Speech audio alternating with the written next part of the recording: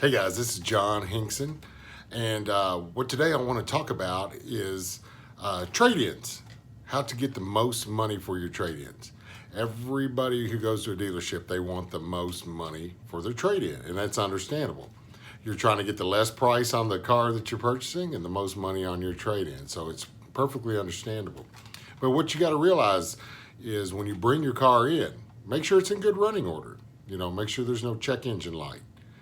Make sure that it's clean on the inside. If there's a couple stains on the seats, take the time, get something, scrub that stain out. It's going to help you. Make sure the lights work, the back windows work, because everything that doesn't work is going to be deducted from the value of that car because it's going to have to be repaired. You'll go online. A lot of people, they're online all the time, so they know they can look at NADA. They can look at Kelley Blue Book, and they can get a value on their car. But, there's a big difference in what you get for your car from excellent condition to rough condition. And, having ball tires on your car, having a headlight missing, a big bang in your bumper, a dent over here, those things are going to cost you when you bring your car in for a trade-in. You may hit the mailbox or something and didn't want to fix it. But be prepared when you trade that car in to get dinged for that. If it looks like it's about a $450 damage, be prepared to take that off the price. So don't expect your trade-in to be good condition when it's got a busted bumper or bald tires or the windshield wipers aren't working or the AC's not working or blowing warm air. And go in with the mentality that you're selling your car to the dealership. We're not just giving you money for it. You are selling that car to a dealership. Just like when you come and purchase a car from the dealership, you don't want the bumper busted. You don't want bald tires. You don't want the AC not being cold. Who's going to buy a car like that? So the dealership is buying your car, and they don't want to buy a car like that either because they're going to have to put money into it. Just like when you buy the car from the dealer, you don't want to put any extra money into it.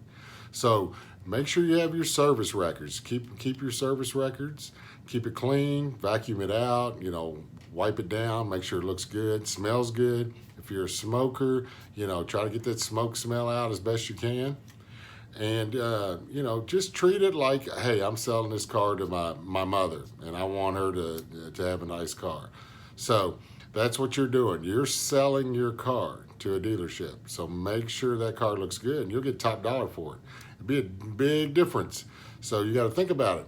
If that dent over there is going to cost you $400, it's going to need a battery next month. There's another $100. There's $500.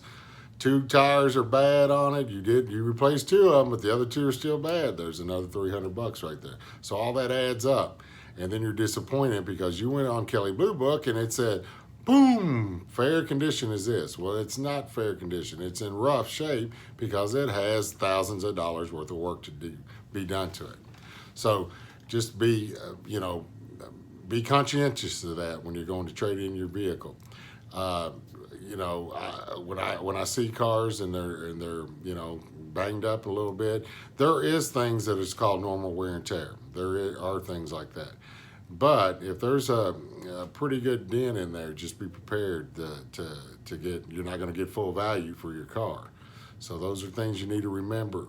So don't get your expectations up this high, thinking this is a clean piece, because I've hardly ever seen an excellent trade-in car. Just like we haven't really, every now and then you'll sell a car that has no flaws on it, it's used. All used ones, there's a ding here, or a paint fade or something there. So just be realistic when you're trading your car in and understand that all those things affect your trade value. That's just a tip from John Hinkson over at Dan Cummins Chevrolet. And I sell cars for a cause. Thanks a lot.